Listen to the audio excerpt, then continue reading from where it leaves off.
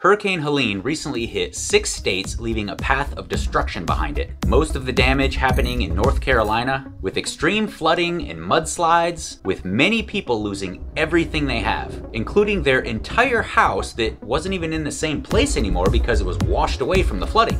And over 230 people unfortunately have lost their lives because of this storm. But during this time, many people have also stepped up to help each other out and help each other survive. So many unnamed heroes that answered the call in the time of need.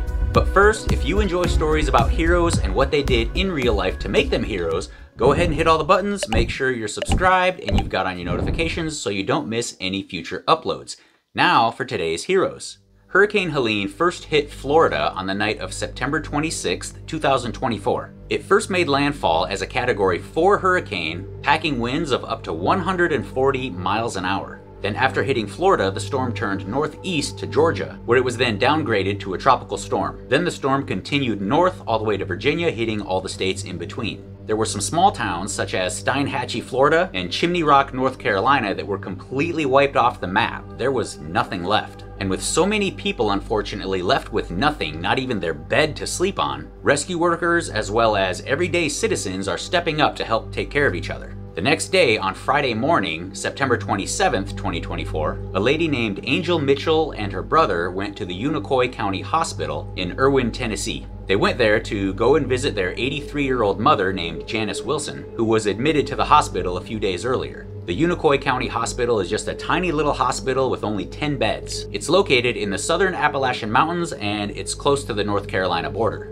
And Angel's mom, Janice, she was there in the hospital being treated for pneumonia. She was hooked up to an oxygen tank and an IV for some fluids, and Angel was there asking her mom questions like if she had a good sleep that night, if she had a good breakfast, pretty much the typical things that you would ask someone when visiting them in the hospital. The doctors and nurses in this hospital, they were hard at work as usual, and at some point between 9 o'clock and 9:30 in the morning, people in this hospital started to notice that there's water on the floor. It was coming into the hospital from outside.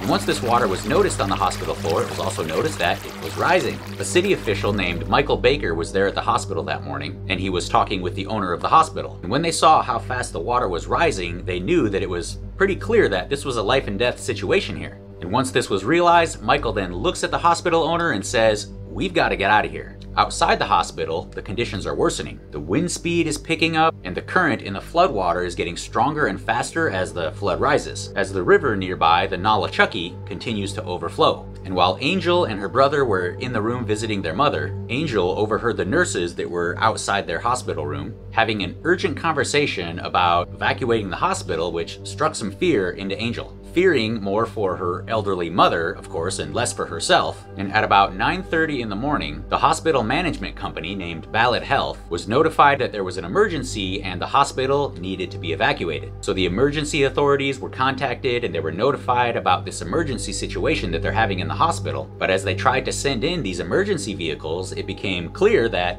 this was not possible. They couldn't use any kind of street vehicles to evacuate. The water was already blocking the way for cars to get to the hospital. So they thought with the hospital now surrounded by water, they would send in some rescue boats to load up with people and then to get them to safety. So in the hospital, they then got the patients ready to evacuate. Angel and her brother helped their mother get up and to get out of there. But as they start to head out, Angel saw the water that was rushing the hospital and thought, "Oh no, it's already too late to evacuate." But with them sending in boats to rescue people, as soon as the boats got there, they started loading people into the boats one by one. And at this time, there were 11 patients that were in the hospital and they managed to get 7 people in the boats, with Angel's 83-year-old mom being one of them. And this must have been extremely uncomfortable for her because here she is sick with pneumonia, she's weak, and she's forced to get up out of the hospital bed, walk through a flooded hospital and outside where the wind is now raging, and to go out there into even more wet conditions, and to be put in one of these rescue boats along with her oxygen tank, as the current of this flood continues to get faster as the water level continues to rise.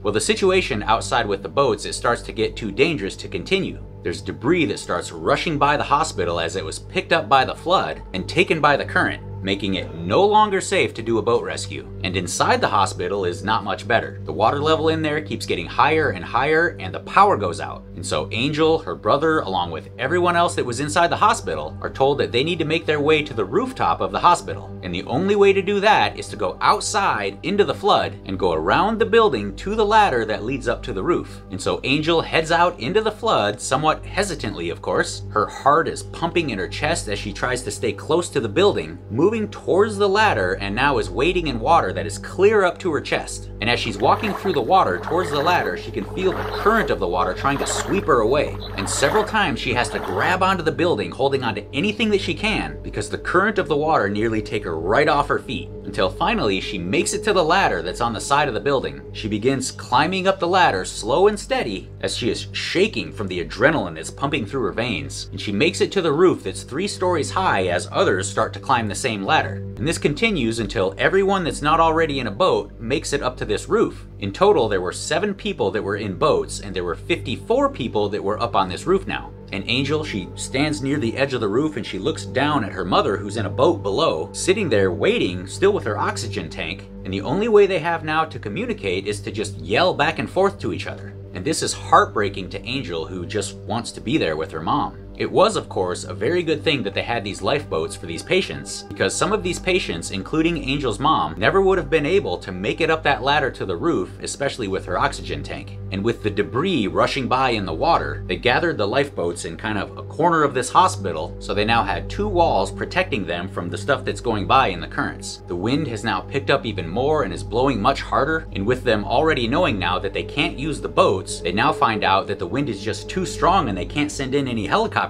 either. So now all they can do is just watch the water rise and wait. They do their best to stay calm, but this of course is easier said than done. An hour goes by, 2 hours go by, and there's still no way for these people to know just how long they're going to be stuck on this roof or in these boats. And while waiting on the roof to be rescued, Angel, she starts to notice things going by in the flood. She actually sees parts of dislodged houses and parts of barns that are flowing by. It's terrifying for her. There was even a small airplane that went by that was in the water that was picked up and swept off by the flood. Vehicles are now underwater, and the tops of stop signs can barely be seen poking out above the water. And Angel, she starts thinking things like, soon the water is going to reach the roof and everyone up here will be just swept away, or the fast and powerful current of this water is going to make this building collapse and everyone's just going to fall in the water. In addition to all of this, it was still not an easy sight to see these elderly people that were in these rescue boats just waiting for help. She was watching them as the blankets that they had that were there to keep them warm had gotten just soaked in this muddy, nasty water. Some of the patients, as well as some of the doctors and nurses, they huddled together on the roof as a group and they started praying as they were waiting to be rescued.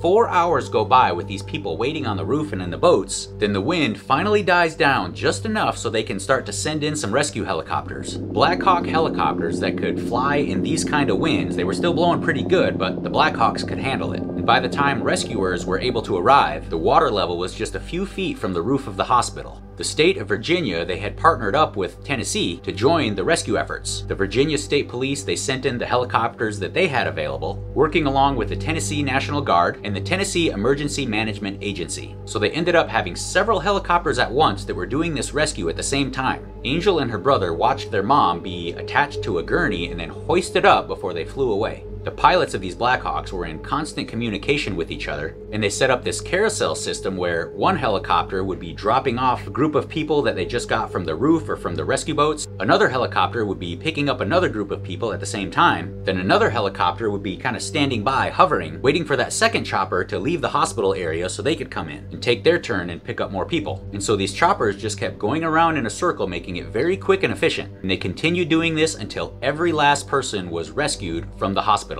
They thankfully had the Unicoi County High School set up as their staging area. They were flown to the high school and they were dropped off in the parking lot. The hospital patients were then sent to other hospitals in the area so they could continue getting the treatments that they need. The staff from the Unicoi County Hospital never stopped doing everything they could to make sure that all the visitors and all of the patients were taken care of and they were safe. And to give you an idea of how strong the current was in the river, they said it was flowing at a rate of 140,000 gallons per second, which is twice the rate of Niagara Falls. And as of right now, as I'm recording this, they're thinking that the hospital building will no longer be usable. A couple of other quick mentions of some unnamed heroes from this hurricane. Again, there were so many people that lost literally everything, including their house. So a church was setting up donations to help feed these people who were obviously hungry. There was a man who heard about this opportunity to donate and to help out. So he brought a cow up to the church and he said, "This is all I have, but I want to help." And he donated his cow. So they slaughtered the cow and they fed over 1,000 hungry people with this cow. Another mention is a group of civilians that is currently being led by a former Green Beret. They had access to 35 helicopters, and they're still currently running rescue missions from a Harley-Davidson dealership as their headquarters. And they proudly call themselves the Redneck Air Force. Love it. And they've been running their rescue operations with quote-unquote ruthless efficiency. They're awesome. I just love it when people come together and help each other out. Thanks so much for watching. Feel free to leave me a comment, and if you haven't done so yet, please hit the subscribe button, and I'll see you on the next video.